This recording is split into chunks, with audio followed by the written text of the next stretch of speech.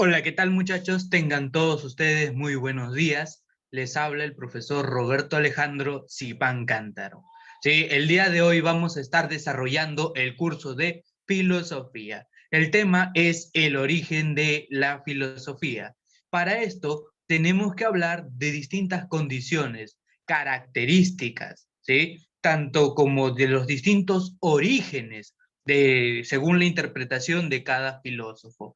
Pero antes de eso, te invito a suscribirte a nuestra página de YouTube, en Instagram, ¿sí? Y en Facebook. Y nos puedes encontrar en las tres redes sociales como Tiempo del Saber. Muy bien, vamos a iniciar hablando por el inicio, que es la parte del mito, ¿sí? La parte mitológica es aquella en donde busca explicar, ¿sí? De manera sobrenatural algún tipo de fenómeno o acontecimiento que aparece dentro de la naturaleza. ¿Sí, muchachos? En esta etapa, por ejemplo, se cree todavía en el panteón olímpico, en Zeus, en Poseidón, en lo que viene a ser Aquiles, Hércules, incluso otros personajes, ¿sí? De la mitología griega. Para esto va a haber un debilitamiento, ¿sí? Estas explicaciones, ¿sí? De que si Zeus se molesta, origina los rayos, de que hay un personaje tan fuerte que es capaz de cargar el planeta entero, ¿sí? Son explicaciones mitológicas. Este tipo de explicaciones van a perder credibilidad ante la sociedad griega, ¿sí? Producto de que no es muy intelectual dar este tipo de explicaciones. Esto va a permitir de que el pensamiento racional, el pensamiento filosófico aparezca. Por eso va a ser llamado más allá del mito, una explicación, ¿sí? Basada en lo racional. A eso también se le conoce como el paso del mito, o sea, dejamos el mito atrás y nos centramos en el logos, en la razón. Para esto tenemos que saber un poco de mitología griega, del famoso panteón griego, teniendo en cuenta al gran titán Cronos, el padre de lo que viene a ser Zeus, Poseidón, ¿sí? Y el gran Hades, el dios del inframundo, entre otros grandes dioses y semidioses. Pero después ya vamos a iniciar netamente el origen de la filosofía, teniendo en cuenta el origen histórico, también llamado origen cronológico. Para esto, tenemos que saber que la filosofía nace dentro de las ciudades griegas del Mediterráneo, en las costas del mar Egeo, ¿sí? Exactamente en Jonia, en el puerto de Mileto, actualmente en donde se ubica Turquía, en la región de Asia Menor, aproximadamente en el siglo V, en el siglo VI, antes de Cristo o antes de nuestra era, muchachos, con la aparición de un personaje, con la aparición del personaje llamado Tales de Mileto. ¿Sí? Tales de Mileto es considerado como el primer filósofo de lo que viene a ser la filosofía occidental o filosofía griega, o también llamada filosofía antigua. Para esto nos vamos a recurrir en una de las fuentes que viene a ser la obra de Aristóteles, la metafísica. Muy bien, después proseguimos con el origen circunstancial o también llamado origen natural, en donde nos va a dar una explicación dependiendo de la circunstancia que vivió cada filósofo, cada pensador. Vamos a iniciar por Platón. Platón nos señala en su obra Teeteto, ¿sí? Que la filosofía se origina gracias al asombro. El asombro se puede interpretar como el miedo, ¿ya? Como el miedo hacia algún acontecimiento. Por ejemplo, tenemos el caso de Zeus, ¿ya? Zeus es el dios del rayo. Por tanto, si Zeus se molestaba con una persona que pasaba, le lanzaba un rayo. Ese rayo que pasó cerca de esta persona producía el miedo, producía el temor. Esto provocó que esa persona se comenzara a preguntar que por qué el gran Zeus le lanzara un rayo si no había hecho nada, o qué había sucedido, probando así iniciando desde un primer principio por los planteamientos mitológicos, después pasando ya por su mente el pensamiento racional. De ahí proseguimos con el gran Aristóteles. Aristóteles nos habla de la admiración, ¿sí? De la admiración, en su obra titulada La Metafísica. ¿Sí? Ahí nos señala que la admiración es el gozo, ¿ya? Es el gozo por las cosas bellas. Aristóteles, si se da el caso de que un día se queda observando una bella flor por más de 3 horas, preguntándose, ¿por qué esta flor es tan hermosa? ¿Por qué esta flor es tan roja, tan bella, tan radiante y de tan bello aroma? Estas preguntas surgieron producto de la admiración que tenía Aristóteles hacia esta bella flor. De ahí tenemos al gran pensador Renato Cartesius, también llamado René Descartes, el padre de la filosofía moderna. Él nos dice de que la filosofía se origina producto de la duda, ¿ya? Se va a originar producto de la duda. Todo gracias a su obra El discurso del método, en donde nos señala que el hombre, el ser humano, tiene que dudar, y si duda, va a existir. Por tanto, muchachos, si nosotros dudamos, vamos a demostrar nuestra existencia. Si nosotros dudamos, demostramos el uso de la razón, ¿sí? Eso de ahí nos lo va a plantear nuestro gran amigo René Descartes, a través de preguntas. Nosotros, si dudamos, vamos a dudar entre, por ejemplo, con nuestro color favorito. Ya, supongamos que es el verde y el negro, y tú vas a ponerte a discutir contigo mismo. ¿Sí? Tu duda te va a hacer, ¿cuál es mejor, el negro o el verde? Y esa duda te va a dar una elección, una idea. ¿Ya? Tú dirás, ah, mejor es el negro. Por tanto, esa de ahí ya es tu respuesta final. ¿Producto de qué? De la duda que te conllevó a realizar la filosofía. Muy bien, de ahí tenemos al gran Karl Jasper. Karl Jasper nos señala de que la filosofía se origina producto de las situaciones límite en su obra titulada Introducción a la Filosofía. Ahí no solo nos señala esto, muchachos, sino que estas situaciones límite, ¿sí?, van a producir un sentimiento en el hombre llamado angustia, ¿ya? Pero profesor, ¿qué es una situación límite? Ah, muy sencillo. Una situación límite se da cuando nuestra vida corre peligro, ¿ya? Cuando nuestra vida corre peligro, por ejemplo, en un caso de guerra, ¿sí? Producto de un desastre natural. También se da el caso que puede darse, ¿sí?, en cualquier situación, por ejemplo, ¿sí?, que tú sientas que tu vida va a correr peligro. ¿Sí? Puede ser en un accidente, puede ser en cualquier momento. Esto de aquí produce en nuestro sentimiento, ¿sí?, un sentimiento de angustia. Esta angustia te va a permitir a ti reaccionar, ¿ya? Te va a permitir a ti plantear preguntas. ¿Qué hago? ¿Cómo lo hago? ¿Y cuándo lo hago? ¿Sí? Estas tipo de preguntas producidas de las situaciones límite que te llevó a sentir angustia, ¿sí?, te van a dar como resultado un pensamiento filosófico.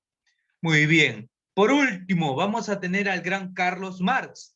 Carlos Marx nos señala de que la filosofía se da producto de la esclavitud, ¿ya? Producto de la esclavitud. Acuérdate que estamos hablando de la filosofía griega.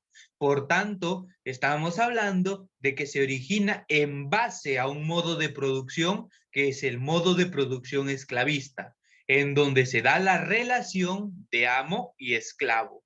Todo eso explicado en su obra titulada El Capital, en donde nos señala de que, ojo, en el esclavismo no quiere decir de que tanto amo y esclavo van a desarrollar el pensamiento filosófico, no, solo lo va a desarrollar ¿quién? El amo, ¿ya?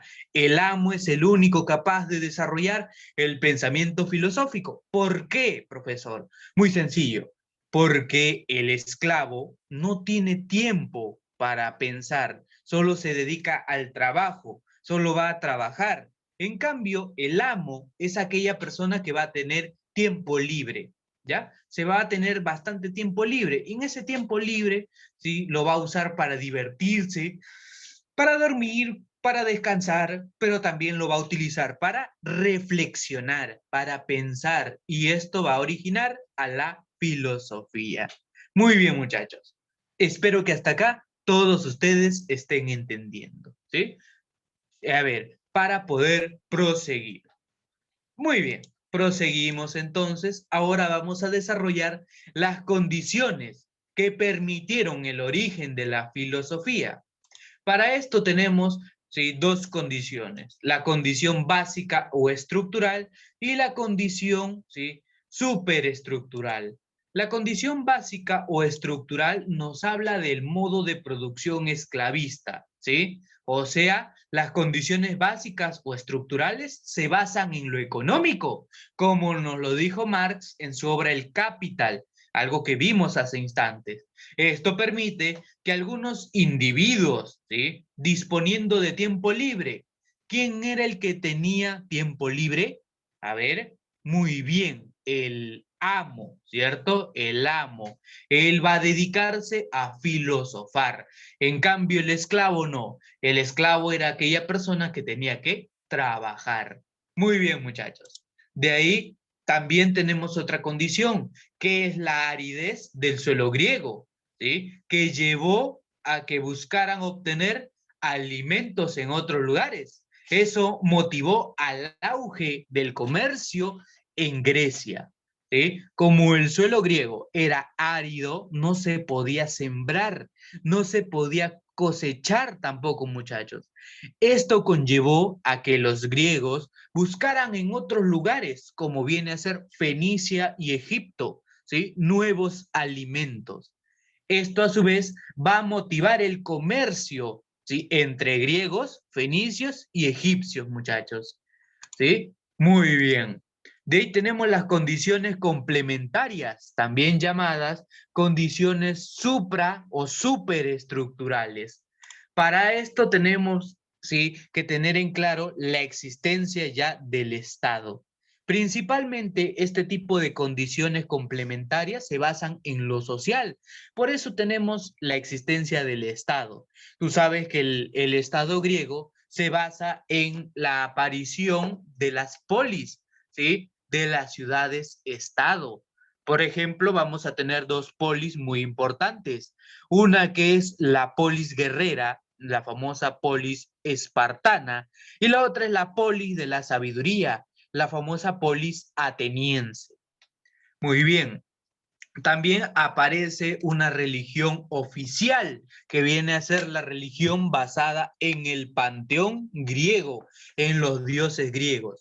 Y se da el aprecio por el orden y la medida. Si tú ves en esta imagen, ¿ya? En la imagen donde vemos, ¿sí?, la polis, vemos que todo está hecho a la medida, todo está ordenado, todo tiene un espacio, todo tiene una medida determinada. Si tú te has dado cuenta, ahí en lo más alto está el templo hacia el Dios. ¿Por qué? Porque el Dios es lo más alto, ¿ya? Muy bien, todo tiene un porqué y un para qué. También tenemos la asimilación de cultura. Recuerda, los griegos van a viajar a Fenicia y Egipto, ¿ya? Van a viajar a estos lugares. Por ende, ¿qué van a hacer? ¿Sí? Si tú vas a un lugar, tú eres de acá de Perú, tú vas a Japón, ¿ya? Tú vas a China, tú no comerás el sushi, no probarás las comidas típicas de China, de Japón, obviamente que sí. Por tanto, tú vas a asimilar su cultura. Lo mismo hicieron los griegos. Los griegos, a la hora que viajan a Fenicia y Egipto, van a aprender, van a asimilar su cultura, en especial las matemáticas. Por ejemplo, vamos a tener al gran Pitágoras, que logra aprender la geometría allá en Fenicia y en Egipto. Pero no solo él, también Tales de Mileto. Tales de Mileto, no olvides que es el que introduce, ¿ya? Tales de Mileto te introdujo. ¿Qué te introdujo? La geometría en Grecia. ¿Cómo? ¿Sí? ¿Cómo? Logrando medir la primera pirámide, que es la pirámide de Keops. Y también logra, ¿sí? También logra predecir un eclipse, muchachos. Todo eso gracias a los conocimientos en geometría en los conocimientos de matemática.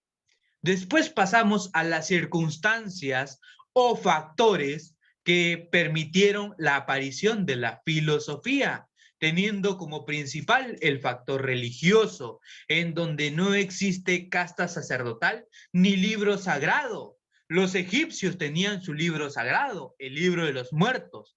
En cambio, los griegos no.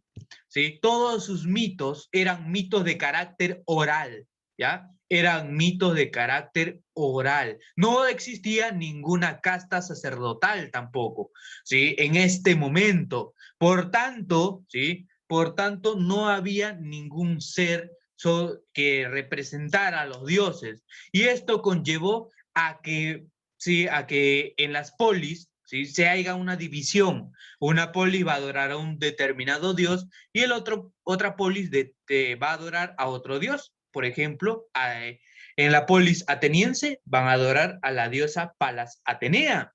En cambio, en la polis guerrera, en la polis espartana, se va a adorar al dios Ares, ¿cierto? Al dios de la guerra.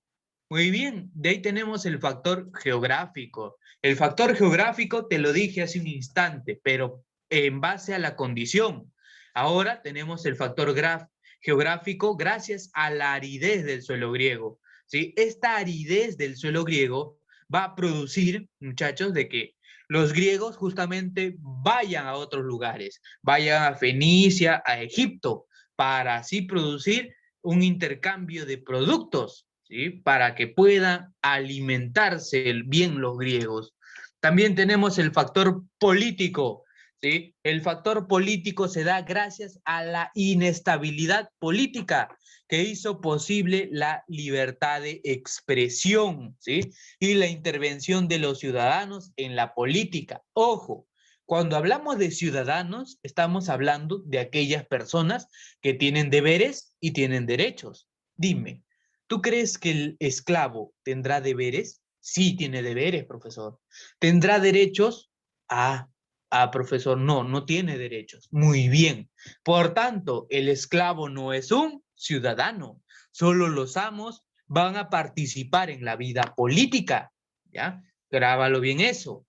¿Sí, muchachos? De ahí tenemos el factor social, en donde participa la aristocracia, que apoya al esclavismo, ¿ya? Acuérdate, la aristocracia es el gobierno de los ricos, en donde van a apoyar al esclavismo. ¿Por qué? A ver, ponte a pensar un momento, ¿sí? Si al amo, que es el aristócrata, el dueño, el acaudalado, el adinerado, el rico, ¿sí? Le convendrá que se termine el sistema esclavista, que ya no tenga esclavos, ¿sí? ¿Tú crees que le convendrá? No, ¿cierto? Por tanto, la gente adinerada apoya el sistema esclavista, apoya que siga habiendo explotación, muchachos, ¿ya? Va a haber explotación. Y por último tenemos el factor económico, que se da gracias al comercio, ¿sí? Todo producto de la navegación, acuérdate, nosotros, bueno, los peruanos, sí, solo en la ciudad de Trujillo fueron mayormente grandes navegantes.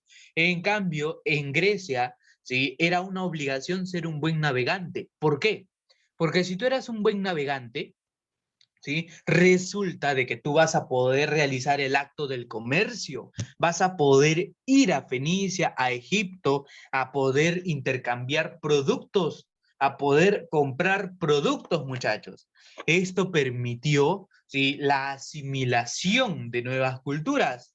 Esto permitió un gran desarrollo en los navíos, ¿sí? En los barcos, desarrollándose incluso la talasocracia.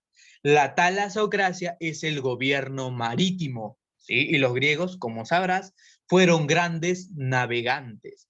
Muy bien, espero que hasta acá me sigas, ¿sí? Porque acabamos de terminar. No te olvides, ¿sí? Contactarnos en el Facebook como Tiempos del Saber y en Instagram como Tiempos del Saber, en donde estamos subiendo preguntas diarias para que tú puedas reforzar este tipo de conocimientos. Espero que nos dejes tu like, tu comentario y si puedes, comparte nuestras publicaciones. También no te olvides seguirnos en YouTube, suscribirte, ¿sí? Dejar tu comentario que nos apoya bastante, en donde puedes dejar tu sugerencia, alguna opinión y yo personalmente te estaré contestando para así poder realizar un debate, ¿sí? Muy bien. También te invito a que si tienes alguna duda, tienes alguna pregunta o necesitas algún tipo de asesoramiento, puedes escribirme al número 980-613-936, en donde ahí puedes realizarlo a través del WhatsApp o Telegram, en donde yo estaré dispuesto a responderte,